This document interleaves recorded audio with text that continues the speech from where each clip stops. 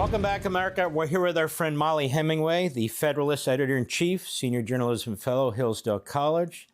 Just an all-around great patriot. Mollie Hemingway, one of the things that is so incredibly impressive about the first, not days, but hours of the Trump administration and President Trump is the extent to which they're grabbing a hold of this massive bureaucracy at all levels and in all ways. Substantively, with the ideology, in terms of the way that this bureaucracy has grown, protecting itself and so forth and so on. I've never seen anything like this. What's your take? Well, usually when you have a presidency that has 2 terms, the second term is much less, it accomplishes much less than the first term. This is not going to be like that at all, because the first term that Trump had, the bureaucracy, the permanent D.C. establishment, really let it be known that they did not accept the legitimacy of the election in 2016, and they would use everything that they had to thwart that administration from being able to govern. So Trump learned a lot during those 4 years. He learned even more in the last 4 years. And so they understood that there was nothing to be done other than to be very decisive and bold in how to take on this permanent D.C. bureaucracy that has done so much in the last several decades to really thwart the will of the American people. Americans have been frustrated for a long time, and that's why they're so optimistic and hopeful about what they've seen this week. And you're right. We have this fourth branch of government that's not even in the Constitution, that passes more laws than Congress could dream of passing, that applies fines and penalties against the American people. And I think Donald Trump understands that not only is this counterintuitive to a true republic, but it's a permanent Democrat Party stronghold, which is why they fight to the very end for increasing money, increasing the debt, protecting every single person, whether they're incompetent, whether they're criminal, anything else, the possibility of removing them. Isn't that really why the Democrats protect the bureaucracy and Donald Trump wants to deal with the bureaucracy once and for all? Oh, it's been this amazing, massive secret weapon that has served the permanent D.C. class extremely well.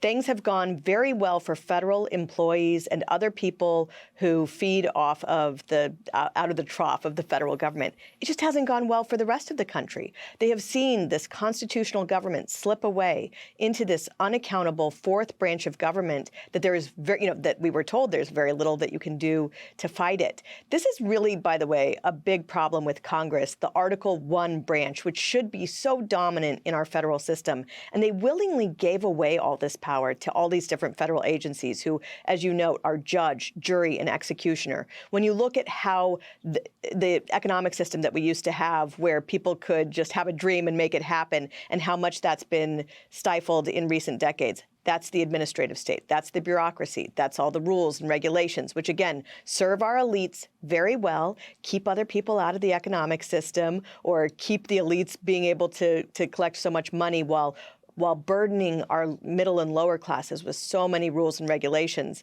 But that's why, again, it's so exciting to see someone finally understand the nature of the problem and have the tools at his disposal to use to fight it.